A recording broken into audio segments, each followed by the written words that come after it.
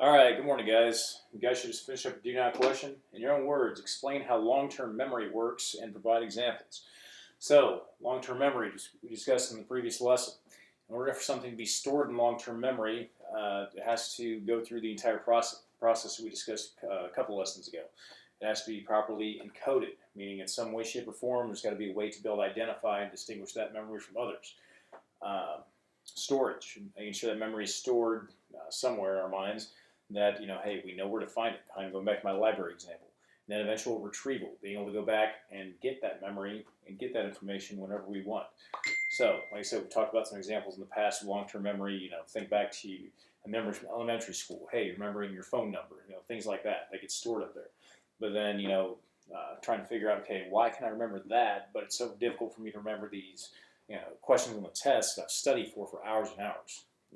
It's difficult depending on whatever the situation is, different people, different experiences. So whatever you guys have, just make sure you have about 4 to 5 sentences, make sure you get it written down, and we'll go on from there. So this is going to be the last lesson of our learning/memory unit before we move on to something else. So just kind of stay with me. Today we're going to be discussing some more things that tend to get in the way or things that tend to affect memory from time to time.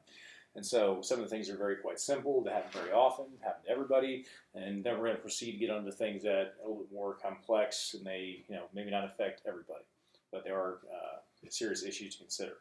So first thing we'll discuss is something called encoding failure. So we talked about how important coding is to the whole process if it's not properly encoded, or go back to my library example, if you don't put the number on the book or the sticker, it's going to be very difficult to find it. So encoding failure.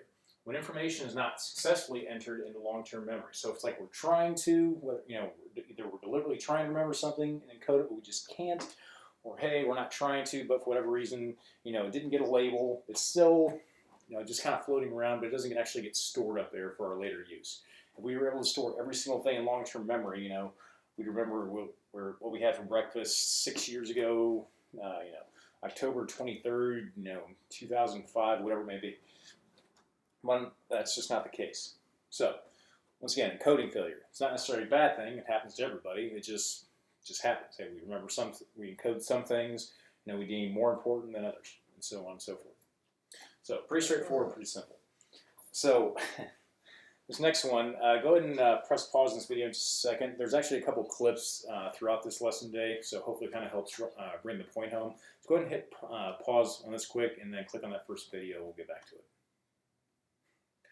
All right, so like something I always like to show in this, just hopefully you guys kind of got it for comedic effect, but hopefully understood why it applies to this lesson.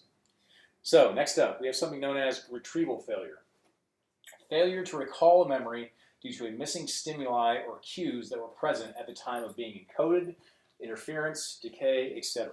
So this is information that's actually stored up there. It's been encoded. It's actually stored. The memory is stored up there somewhere. But now the problem is finding it. Going back to my library example, we encoded it somewhere, but okay, we can't remember exactly where in the library it was. We can know what number to look for, but hey, we can't remember like what section, something like that.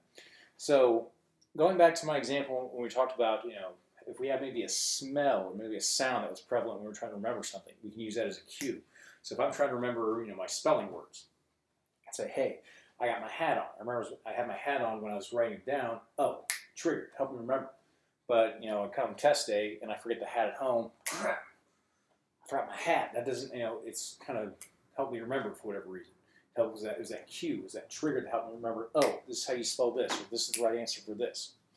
So whether it be something like that, or also have interference. So say I'm sitting there trying to remember something come test day, but I'm trying to concentrate, trying to remember, but all of a sudden I got this kid screaming next to me, and over, or just doing something to distract me over here. So I can't get the information out because I'm either being distracted, there's something in the way. Maybe I'm hungry that day. Maybe I didn't get a good night's sleep. That's kind of why they tell you, hey, eat before I stay, get a good night's sleep beforehand, so this kind of thing doesn't happen. Or maybe decay. So this usually happens with something that, hey, I remember a long, long time ago, but just due to the passage of time, just due to, hey, it's been a long time, I remember a lot of things since then, the memory's kind of distorted. Hey, I kind of remember that time I went out with him. I don't remember what exactly I had to eat, but I can't remember exactly what I wear. Just memory starts to fade after a while. And so it actually brings us up to decay itself. So it kind of goes from one to the other. So when a memory fades due to the passage of time. So this is just a natural process that happens, kind of like we talked about in previous lessons, how it's a lot easier to learn things and bring in new information when we're younger because, not that much time has passed and, it's all still pretty fresh. And so we're able to soak it up. So before we go on to the next term, go ahead and stop the video once again and check out that second clip that I have listed down below. All right, so that is a perfect segue into our next term, amnesia. A deficit in memory caused by brain damage, brain disease, sedatives, or hypnotic drugs. And I'm sure there might be a couple other causes as well, but these are some main ones. So it's not necessarily anything that's it's natural I did or something like that. Maybe I was in an accident. Maybe I hit my head. Maybe I'm under certain prescription meds that make it difficult for me to remember things. Maybe whatever the case may be. The things that kind of I knew it. My best friend's name. I can't remember it because I hit my head and whatever. I'm having memory issues. And so I don't need to. I'm not trying to make it make light of it by any means, but there's just a number of different things that can cause it, and it's not necessarily something that's natural. That makes sense. It's not natural just to randomly have amnesia. Usually, in order to have amnesia, something has happened. There's either been some kind of incident, there's some kind of drugs involved, whatever the case may be. So, this last one. There should be one more clip in the description section. Go ahead and pause this and watch that clip quick, and we'll go on from there. All right, so clip you just watched is at least what I think is a pretty good representation of our last term, Alzheimer's disease. As you can kind of tell from the clip, kind of give you an idea what that means. A degenerative brain disorder that involves a decline in memory. So we've talked about decay and memory fades over time, details and so on and so forth, and that's just natural. But Alzheimer's essentially, and I don't pretend to know every single thing about it, just kind of a general knowledge. But if you think of decay, but in a much more extreme form of it, where now, stuff that you remember for years and years, you can't remember, your best friend who you've talked to every single day, all of a sudden you can't quite remember who your best friend's name is anymore. You can't remember, a house you've lived in for, 30, 40 years, suddenly it doesn't seem familiar to you. It's things like that. And this, as we've grown more knowledgeable about different conditions, whether it be psychologically, medically, what have you, we've come to realize that, hey, this is a very prevalent thing. It does tend to happen.